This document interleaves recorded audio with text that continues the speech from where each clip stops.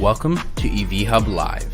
EV Hub Live is a live video podcast for public policy professionals working to advance transportation electrification. We record the show live, so to tune in and to ask questions or check the schedule, please visit atlasevhub.com/live. In this episode, Nigro will be joined by Sara Baldwin of Energy Innovation, Nikit Abhyankar of the Goldman School of Public Policy, and McKenzie of Atlas Public Policy to discuss the benefits of widescale electric transportation, along with the infrastructure, investment needs, and the policy to get us there. This episode is produced by Peter Benzoni of Atlas Public Policy.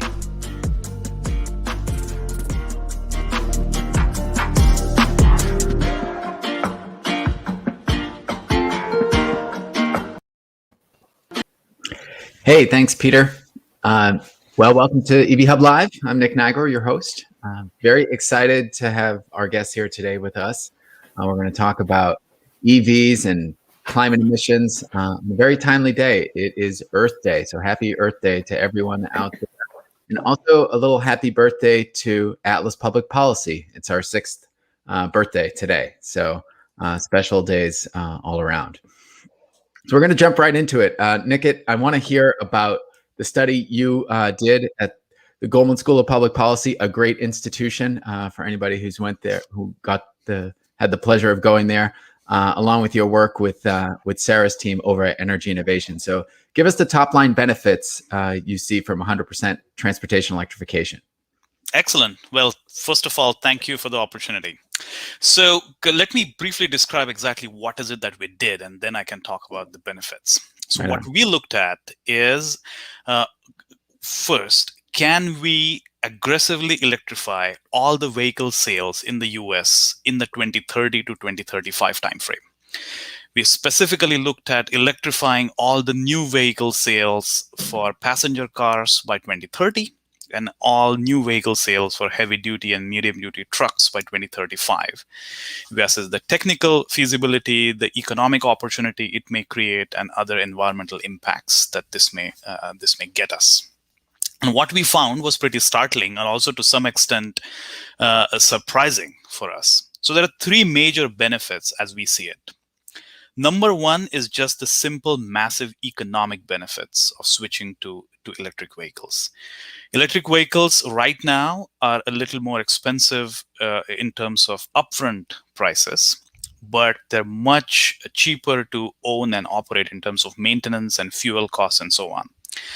But over the years, as battery technology improves and battery technology costs are dropping rapidly, even the upfront price barrier will most likely be broken over the next few years, and then the EVs would be even more cheaper to own and operate than the gasoline or diesel vehicles. So what we find over the next 30 years, EVs can generate nearly $2.7 trillion of consumer savings, both in the passenger car as well as the heavy-duty truck segment.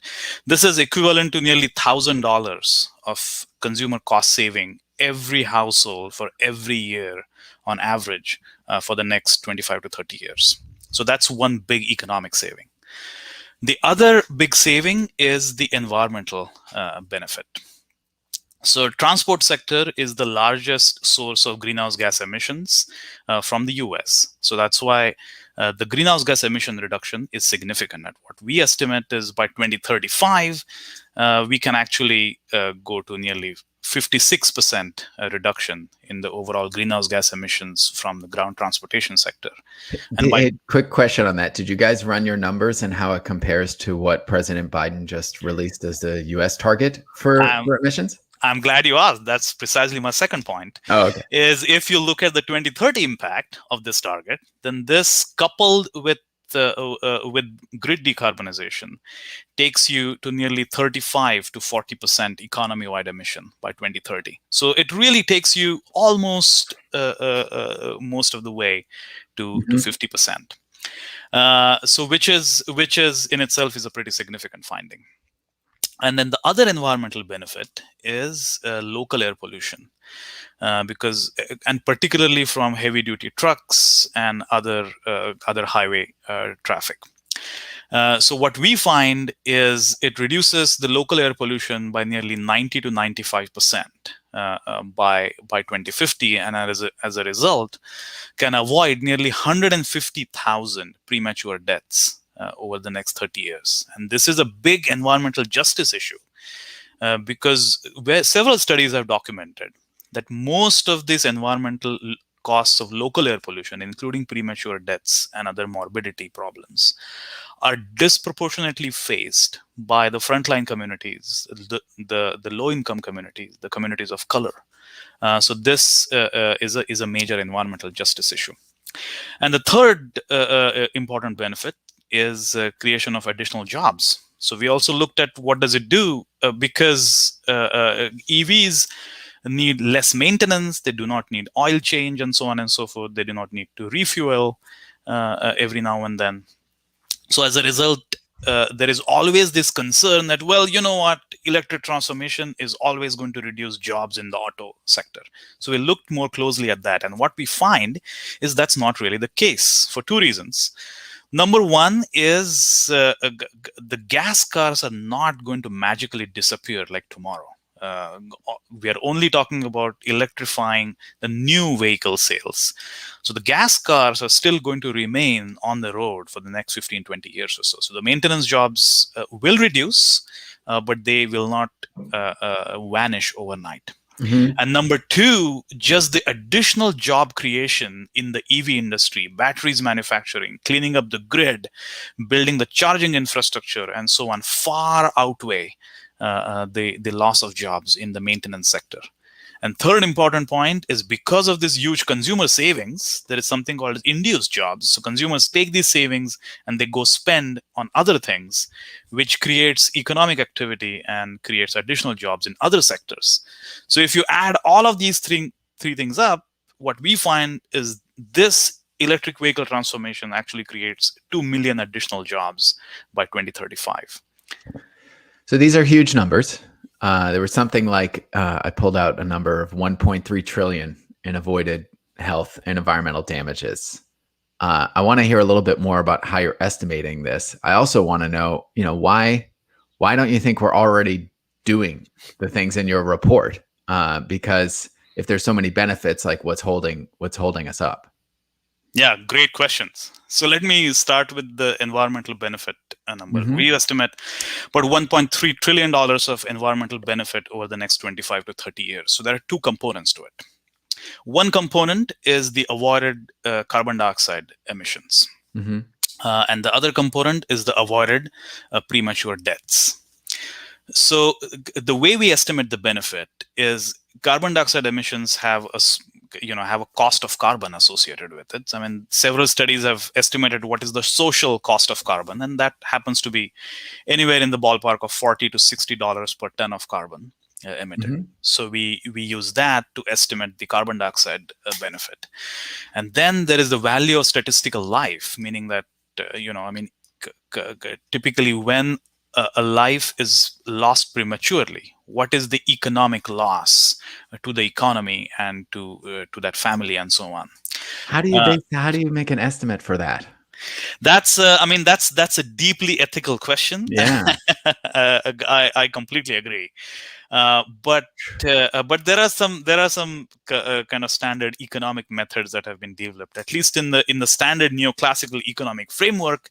That value of statistical life is estimated to be anywhere between about 20 to 25 years of annual income. Mm-hmm. Of a person. So that is approximately close to $9 to $10 million, between $9 and $10 million. So that's how we estimate the loss or the benefit due to avoiding the premature deaths, and that's how the number is. It's so large. Now, your second question of why doesn't this happen already? And this is where I'm really stepping onto Sara's territory here. But there are two major barriers as we see it. One is just the upfront cost barrier. Because all said and done, electric vehicles are more expensive on an upfront cost basis than gasoline or diesel vehicles, and that makes a huge that creates a huge barrier. And the other is again, I'm stepping into Lucy's territory here, is the charging infrastructure problem. So there is always this range anxiety if drivers don't know how and when they're going to charge their vehicle and how far they can go. So that also creates additional barriers to own an electric vehicle. And that's the reason why on the techno-economic side, which is what we show in the study, the transformation looks fantastic and almost inevitable, but it doesn't happen because we do not have the right policies and other framework that really enables that transformation. You've actually really set up either Sara or Lucy to join the conversation. The Sara, a policy expert, and Lucy, the expert on infrastructure. But I'm going to start with Lucy. So Lucy's at Atlas with me, and she was leading some really fantastic research on the cost of infrastructure to get us to 100% EV sales by the 2035 timeframe. So effectively a component of some of the work you all were doing. And so Lucy, break it down for us. Help us understand where the money's going, what kind of charging do we need, and how much public charging are we going to need, for example, if most people can charge at home? Yeah, thanks, Nick, and happy Earth Day, everyone. I don't know about you all, but I'm definitely feeling the energy, pun intended, this Earth Day. There's a lot going on today. But yeah, the work that we've been doing is certainly a component or subcomponent of the work that is coming out of the Goldman School in Energy Innovation. And our question was a little bit more narrow than theirs, and it was looking at what the charging infrastructure that we might be over the next 10, 15 years if we're trying to support a future of 100% electric vehicle sales by 2035 and then get the country on the path to full electrification out past that. And of course, no one can predict the future and how everyone's charging preferences will pan out and the costs will pan out. But we thought it was important to take a look at what the investment needed now might be to get us on that path. And so we really wanted to take a forward look at that future of 100% EV sales and then work back into what's needed today. And when we do that, we build out a charging infrastructure network in our modeling that supports 100% full battery electric sales. We assume that folks want to charge at home if they can, but we also wanted to consider the fact that in the future, folks may not have easy access to home charging in the way that early EV adopters do today.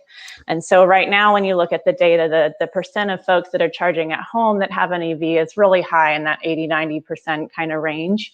Mm-hmm. But as we look out to trying to get everyone in an EV and all sales being electric by 2035, we thought it was important to think about what might be the access that folks will have as we get past those early adopters. And so we focused in on this upcoming or forthcoming work from NREL where they did a survey on how many folks currently park near an electric outlet or think that they could install charging right near their vehicle. And their estimate of that is around 50% when we're looking at 100% EV sales. That just seems really low, I think, right? I think that really is counter to what a lot of people's intuition is. It's low compared to today, right? Mm-hmm. And it's low, and that's a little bit kind of by design. The folks that are buying electric vehicles today are the folks that have the most convenient use case for those and are able to charge at home simply, right? Mm-hmm. For the most part, not always, but for the most part. And so when we kind of run the numbers and we based our work on an extrapolation of the work done by Eric Wood and his team at NREL, so many thanks to them, we see certainly that the majority of charging ports will still be at home because if folks can plug in at home, they'd like to. But we also see the need for a robust public charging network especially to support those that don't have the ability to home charge. And so when we kind of run all the numbers, make all the spreadsheets, do all that kind of analysis, we come up with a need for $39 billion for home charging investment, and coincidentally, a $39 billion investment price tag for public charging. So you can see here on the kind of pie, we've got the home charging on the left there, 39 billion total when you add up the single family home charging and the multi-unit dwelling charging, and then 39 million on the right for the public charging. We also did look at the light duty fleet charging and putting in level 2 charging in at depots for those vehicles. And then we do have a fair amount of workplace charging in our analysis too, but the cost of that relative to the public charging high-powered stations is low, so it doesn't show up so much in our dollar numbers. There was another coincidence, I think, in the numbers for us that lined up pretty well. What would on the total number of ports, at least in the public? Yeah, right. So when we drilled down on our numbers, we came up with just under 500,000, I think 496,000 public and workplace ports needed by 2030. And that's conveniently similar to the 500,000 that the Biden administration plan calls for. So, and they didn't define what level of charging and what kind of infrastructure they have in mind specifically with those ports, but certainly in the same vein. Yeah, and they didn't contact us asking us for our input. right. To be clear. A nice coincidence. Yeah. And can I just jump in? This is how great minds think alike. So if you look at our study, so even our study shows about 600,000 public charging, fast public charging stations, DC fast public charging. Yeah, that's about. We also assess much more L2 and workplace chargers, but the DC fast is about 600,000. Right. Yeah, and you all are electrifying a little earlier than us in your study too, Nikit. That's correct. So that makes sense. Yeah. That's correct. So let's bring Sara into this conversation and talk some policy. So Nikit was saying that basically, policy is holding us back, and that's why, clearly seeing some great leadership in Washington with the Biden administration on Earth Day is a welcome change. But what your research was about trying to pull all this together and figure out what the framework needs to look like to actually drive the market to 100% sales. So, Sara, give us some of the top line policies that need to happen this decade and how likely it is you think we're going to get there.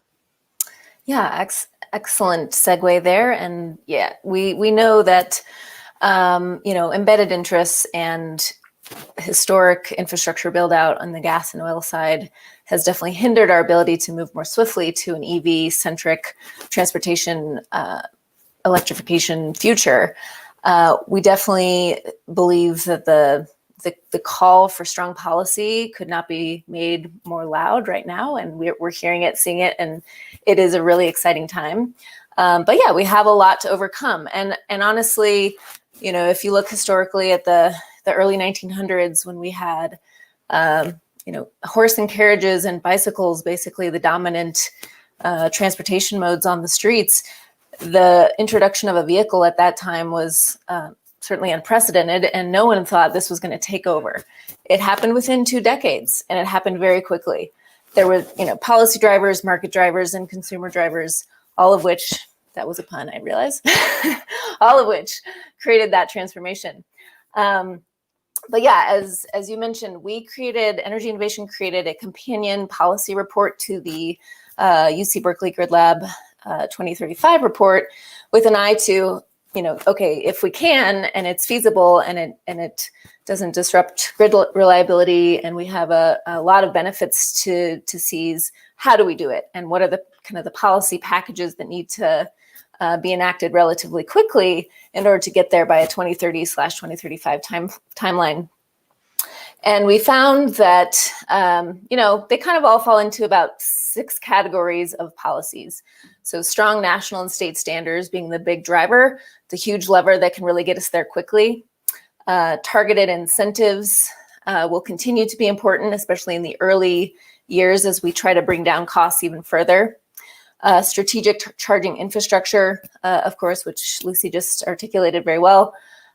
We also amplified the importance of domestic manufacturing policies and making sure that the U.S., as a historical auto manufacturing stronghold, can, reinvigorate our manufacturing sector, make sure we're staying apace with the global competition we're seeing in this space, and that we're not losing out on key opportunities. And of course, more at the local and state and utility level, we need EV-friendly codes and procedures and smart rate design and other smart utility regulations to ensure that all of these pieces really start to work together synergistically. If you have just one and not the other, what you can run into are some bottlenecks in the growth trajectories. So I want to dive a little bit deeper into, why exactly these things aren't happening. One of the things that the Goldman School's research revealed was just the public health benefits and the disparity in what's been entrenched in our society for so long. And we're all aware of it, yet we're not necessarily acting on it. And so I wonder, how are things changing now? And are there reasons for optimism that this time will be different? Anyone who's been working in this space for a long time knows that probably 10 years ago, we had a lot of similar studies out talking about what it would take to get to meaningful change in reductions in emissions and such. And we largely sat on the sidelines and waited in the US. So what makes now different? This is the question open to anyone. It's a really good question. I'll jump in, and I'm sure others have thoughts. I've been doing clean energy work for 16 years, so I can attest that we have come a long way. It feels like a slow slog, especially when you're in it day to day and you realize like the last 4 years were kind of a black hole of progress. But we're now realizing that the sense of climate urgency is at an all-time high. The sense of awareness about our public health and the impacts that fossil fuels have on public health, also at an all-time high. We have youth calling for change. We have leaders across the world re-engaging in strong commitments to challenge the status quo. And at the U.S. Level, and certainly with the Biden administration, we're seeing early commitments and strong pushes for major transformation. Just today, actually right before we got on this call, I don't know if all people can see this, but I'll share this link with you, Nick. The White House released a little bit more detail on their infrastructure for EV plan. So aligning a lot with what Lucy mentioned and what Nikit talked about. We're going to see some big changes at the agency level that's going to begin to transform the space. The other side of the coin is that we have already in existence through regulation and through regulatory agencies, the ability to demonstrate through evidence-based rulemakings the need for this type of action on the basis of a number of things: economics, public health, climate urgency, so on and so forth. So my hope is that through forthcoming rulemakings at the EPA and at NHTSA, we'll begin to see increased rigor and increased and more stringent standards for all vehicles. And we're seeing also, the auto manufacturers are stepping up to the plate and calling for their own fleet to become more electric and all electric by 2035 and so on. So, will it happen on its own? No, the pressure that has been building has to continue. But I'm certainly optimistic that we're at an exciting crossroads for this to begin to happen. I want to pick up on one point you mentioned about the autos being different now, because I think there's a noticeable difference in the way that they communicate with the public about electric vehicles now versus 10 years ago. And a lot of it is due to the technological progress I think we've experienced, and frankly, how fast we've come down the cost curve of batteries and other tech. So Lucy or Nikit, jump in here and tell us a little bit about what makes now a little bit different from a technological standpoint than the first run at this. Yeah, I'll be happy to go first. I was actually just going to say that.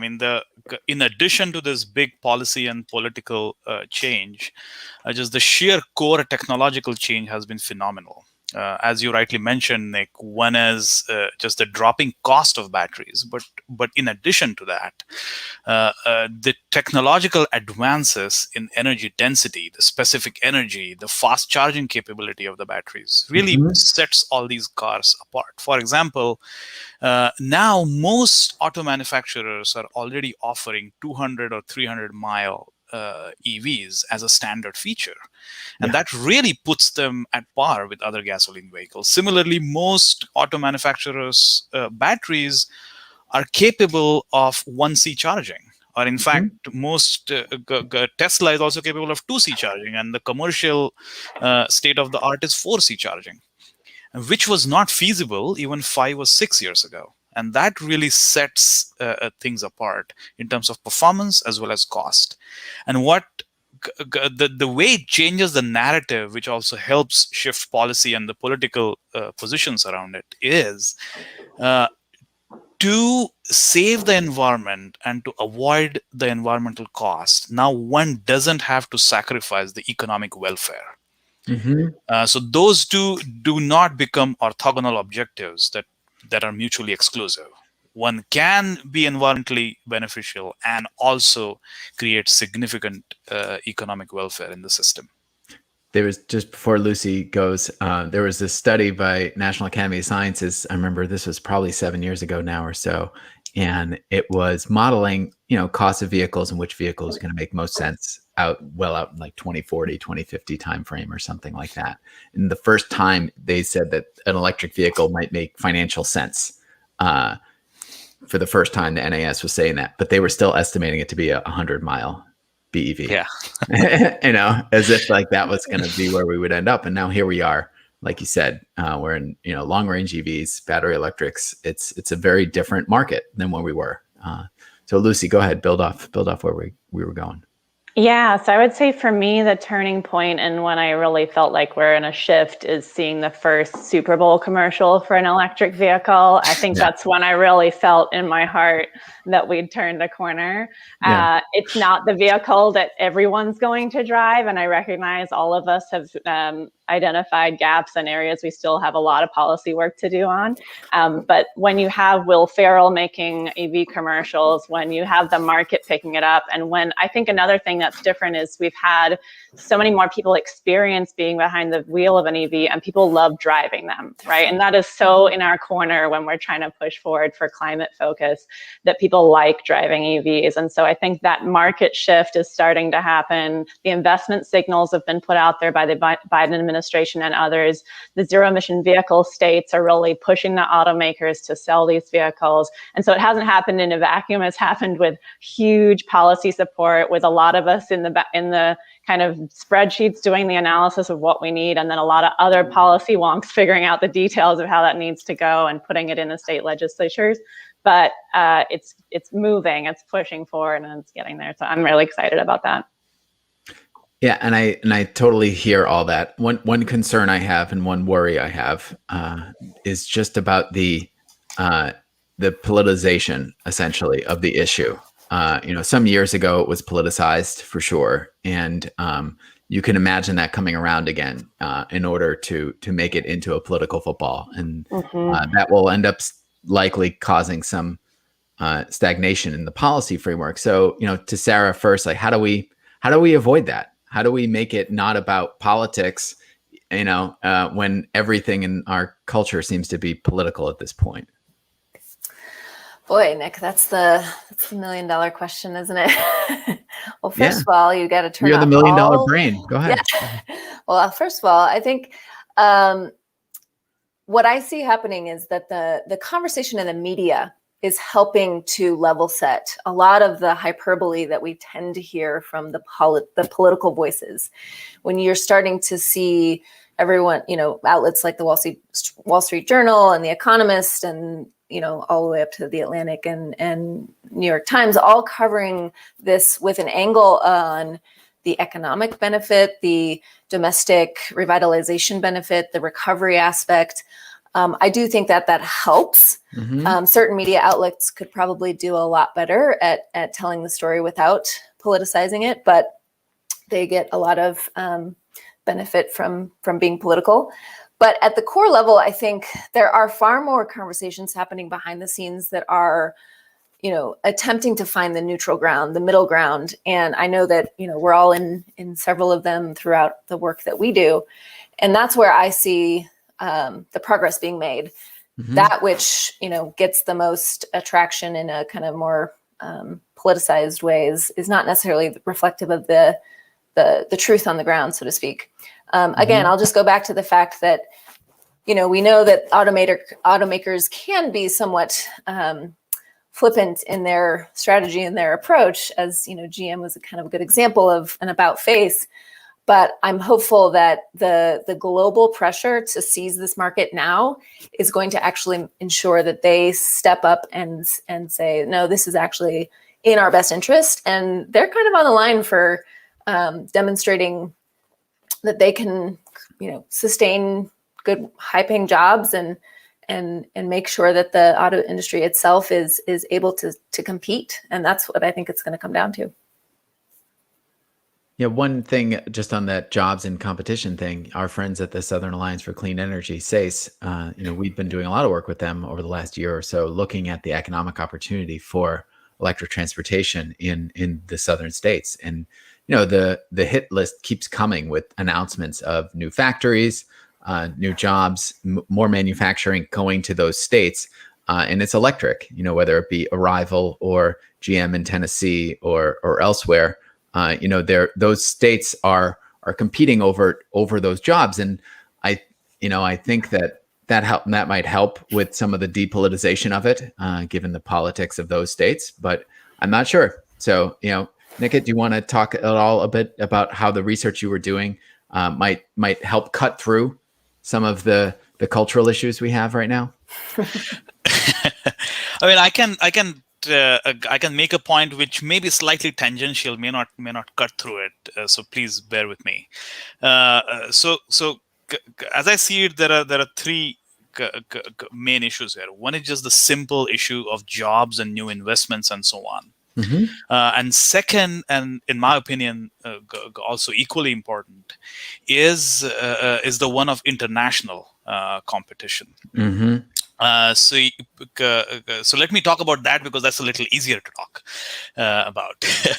So if you look at the European countries, China, and other Asian countries, they have been way more aggressive and proactive than us when it comes to electric vehicle standards and sales mandates and so on, and also creating the battery manufacturing capability. So there is a very real chance that the American manufacturer, the auto manufacturers, might lose the global edge in the EV market if we don't really bootstrap pretty quickly. So all this fights and politicization of domestic jobs may as well be moot if the American auto manufacturers are not leading the market. That's number one. Mm-hmm. And number two, unlike most other products, batteries are extremely heavy. So it is actually in manufacturers' own interest to site the battery manufacturing facilities close to where vehicles are being assembled or manufactured.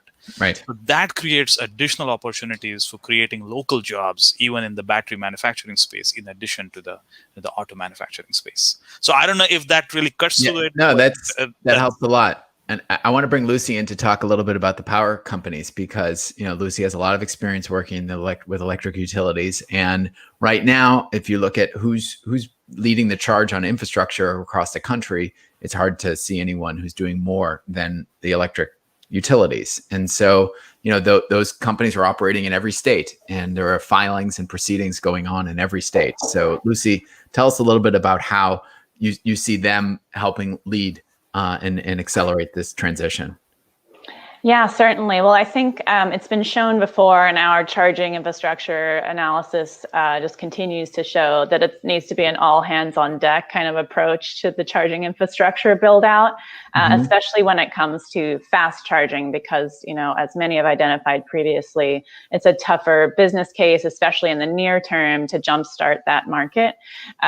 And so I think that certainly we need the utilities in there installing that infrastructure. We need to to make sure that that kind of base level of critical backbone of infrastructure is out there for folks to lessen range anxiety and make sure they feel comfortable buying an EV.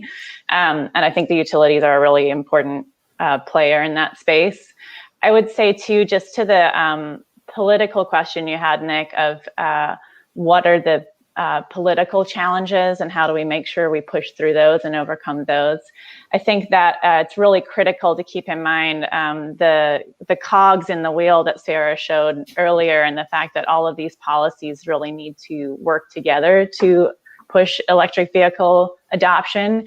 And I think one of the political challenges we face is to hold up all of those policies at the same time, because it can be really hard to push adoption if you've only got one or two of those pieces working. Mm-hmm. And so when political forces are trying to push down any of those particular kind of policies, we end up in a difficult space, I think. It's not useful to have a rebate on an electric vehicle if you can't purchase one in your state. And so you have to be looking at both mandates that bring the vehicles to the state, as well as the kind of cash on the hood subsidy. And so holding all up together, I see as kind of one of the next political challenges as states and the federal government try to kind of use different levers and prefer different levers across the space. Really good points. So we're just about out of time, but we got a question from our audience here on YouTube, and that I'm just going to fire off to everybody. It's from Dave, and so it's a little prediction. So pretty easy, when do you all predict you will hit 100% EV, let's say passenger vehicle sales, not just cars, since Americans aren't buying cars as much anymore? Who wants to go first? Well, let me go first. So it's my prediction is 2030. And not just because we say that in our study, but it's more than anything else. We just have to do it. Whether we like it or not. Climate change is a global crisis, and transportation sector is the largest source of greenhouse gas emissions from the US, and we just have to act on it. And that is 1 year that really helps us get on to the 2050 net zero pathway that limits the warming to 1.5 degrees Celsius. Ambitious. Okay. Sara or Lucy? I'll give a second for 2030 for EV passenger vehicles, and I do think we will see progress in the medium heavy duty vehicles that we will look back 10 years from now and go, wow, we really didn't think that was going to happen that fast, and we're going to see it happen really quickly, especially when big truck driver companies and individual truck drivers realize the cost savings from not having to fuel their huge fleets. I think we're going to see an economic, turning point for that sector that's going to really drive a lot of EV sales. It's so hard not to it's hard transportation to many opportunities. Go ahead, Lucy. I don't have a prediction necessarily. I think it comes down to how hard we're willing to work in the near term. I think 2030 is going to come up real soon. And so there's a lot of work to be done like today. I do think that the pins in the wall that the states are starting to put in terms of internal combustion engine vehicle bans are really important. So the 2035 goal from California, 2030 coming out from Washington State. I think the support from like Zeta, who represents a number of folks, but including utilities that are committed to getting us to 100% EV sales by 2030. I think all of these efforts are really important because they give us the starting point to work back from and then say, all right, what do we need to do today to get there? So I'm hopeful for 2030 and certainly really excited about the transition that we've seen in the last several months to kind of push the date back and get us on the path. Yeah. Just one small point is this is what I call as the iPhone moment. It's when iPhones came into the market, nobody saw how quickly they would be adopted. There's a new, new game in the town, and then Are you saying we have an EV out there that is the iPhone of EVs? Because the iPhone wasn't the first smartphone. No, that is true. And well, I don't want to name names, but there are quite a few. Okay. There are quite a few really good cutting edge ones products out there. I hear you. I hear you. And everybody is now getting in the game. Yeah. And I'll just add one other. I'll just add one other point, and that is, I think we're also going to see a growing used EV market over the next 5-10 years. That's going to create much more access to more people. I mean, the vast majority of cars bought in the US are used. So we should be encouraging through rebates, incentives, strategic, eligibility requirements, making sure we're not gaming the system. But we need a used EV incentive to make sure that those perfectly functional, great cars are getting recirculated, and that the benefits, particularly to moderate income customers, are being relayed as they have been to higher income customers historically. Yeah, great way to close us out, Sara. I think that's a nice teaser for another episode with you, because the used market, I 100% agree with you, is going to become a real great way for us to spread the benefits of electrification to more income levels right now, and keep them away from being concentrated more at the top. So good way to close us out. Just want to say thank you to everyone for joining us on the show today. It will be live on or recorded on YouTube for anybody to watch afterwards. And then along with your favorite podcast apps, probably tomorrow or so. Special thanks to Peter at Atlas for being our producer, our fearless producer. And we'll do another one of these in a few weeks. So thanks again, everybody, for joining. Stay safe. Thanks, all. Thank you. Happy